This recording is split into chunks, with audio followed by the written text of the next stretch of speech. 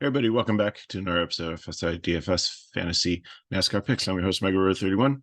Got an Xfinity race in Las Vegas, second time this year. They had the spring race there, and got 200 laps or 201 laps, so probably 2 to 3 DOMs here. And it's the first race in the final 3 races before the final 4, so it's the final 8. So drivers are in green. Everybody's, I think, the lowest guy is like within 14 points of the cut line, so don't think that's going to play into a huge factor here today.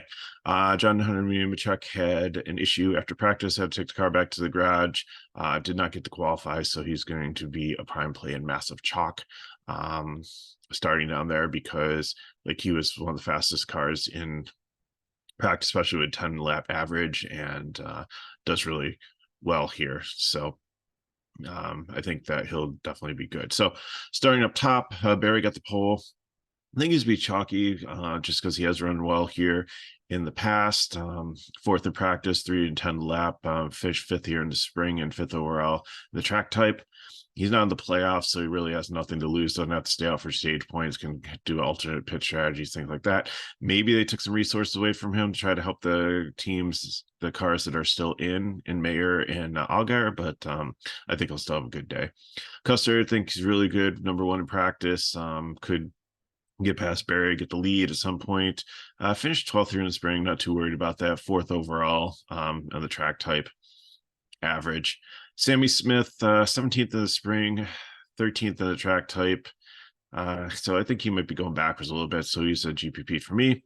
Chandler Smith, I think, will be pretty highly owned because he finished 3rd here in the spring, but 12th overall on the track type. He was 11th in practice. So he might be going back a little bit. So I don't think I'm going to play him in cash. Parker Retzlaff, started 20th, finished 37th here in the spring. Jordan Anderson cars look good here. A 5th and 10 lap average. I don't know. He's going to fade for me. I just don't think he can hang up here in the top 5. I think he's going to lose place differential points.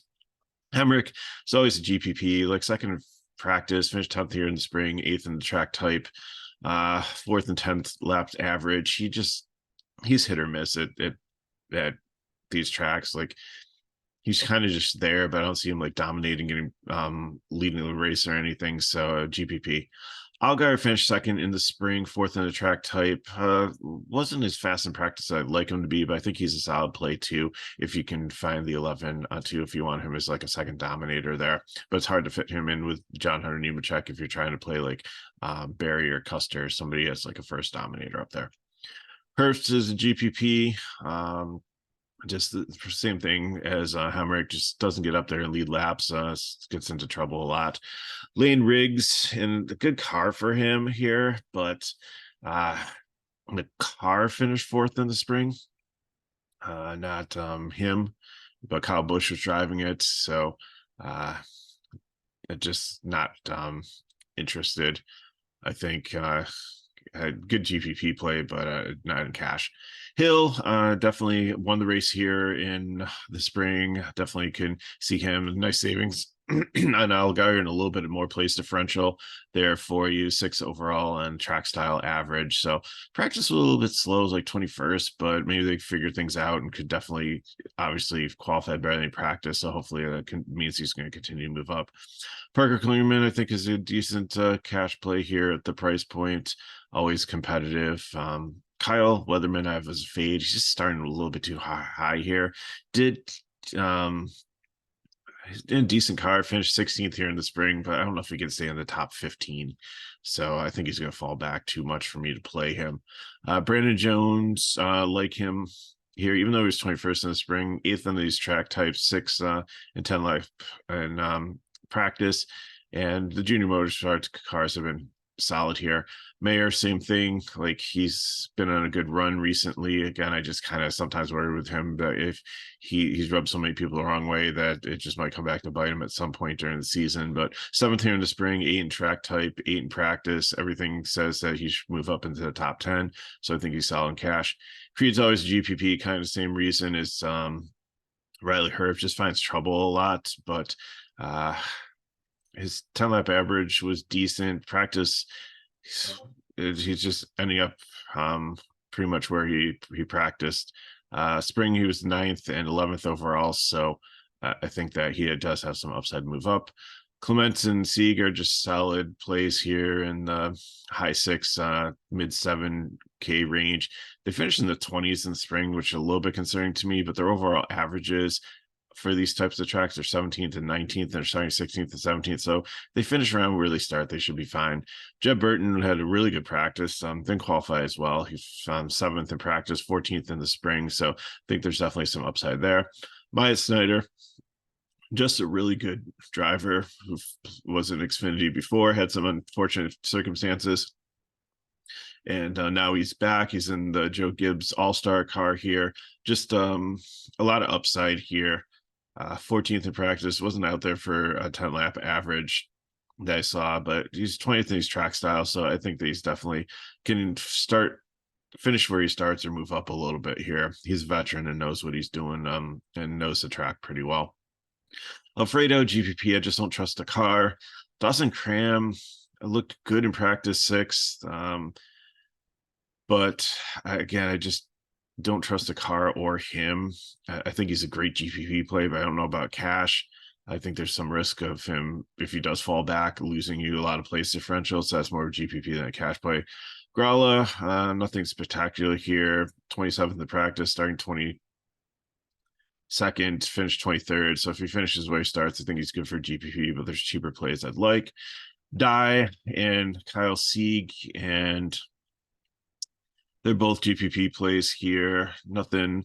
Dye didn't run here in the spring, 30th in practice. Looks like he might fall back a bit. Kyle Sieg is usually starting more forward than he has recently, but finished 20th here. So I think he's GPP. Ryan Reed, GPP here, and very interesting. Borderline cash play. If he wasn't in the 66, I just hate the car. We've seen it run a little bit better, and I don't know, maybe it has some Stuart Haas backing or something. But Reed ran in Xfinity in like the mid 2010s, like 15, 16. He's won some races. He's had many top 5s and top 10s, so he's a decent racer. So I think he's another one that could be very sneaky as a sleeper play here, but I can't just do it in cash. Williams, he's always a cheap cash play. Usually races pretty solid. Brett Moffitt, Brett Moffitt Whisperer. This is the week to play him. Definitely some place differential here. Didn't qualify in practice very well, but this guy's usually up in the top 20, so he definitely can move up there.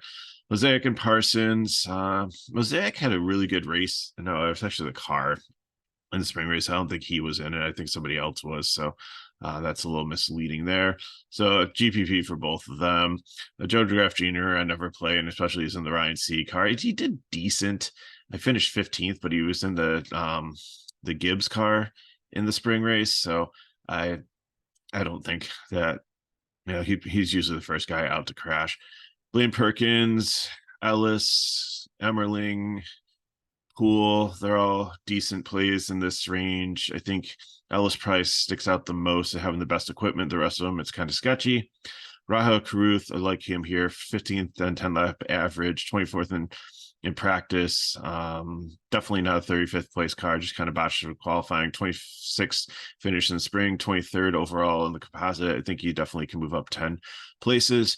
Joey Gase, GPP, again, Emily Gase, I just don't trust the cars.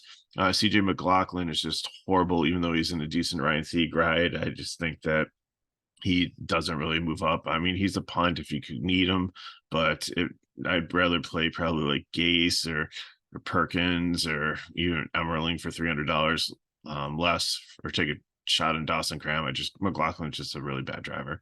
And then we talked about John Hunter Nemechek, and he's going to be a chalk. So those are the 3 prime plays building from the back there with those 2. It gives you a lot of salary to figure out who you want up top. You can probably get 2 10K guys, maybe even Allgaier in there, and then find a decent mid-range guy to finish off your lineup. So I got for you, fan. Have a question, put them in the chat below. Hit me up, Megaro31 on Twitter. or X, whatever we call it nowadays. If you want more information on FSi DFS, you can go to the description of the video and link to our website, and all the things that we're covering in our packages are there. We've got a lot of cool things going on this fall. McKinley's doing great in any show. We got soccer going on, International League, MLB is still free for the rest of the postseason. NHL, I'm going to check out my videos on that coming up for the rest of the weekend. And if these videos help you, as always, you've helped us this far by watching it this far. So please like, subscribe to our channel if you haven't already. We're so close to 4,500 viewers. That just can't wait to hit that. And then on the road to 5,000. Just amazing, all the support you've given us. So just thank you so much for that. And share with your friends. So thanks. Hope you have a great weekend. Good luck in your contest. And I'll see you for the cup video tonight.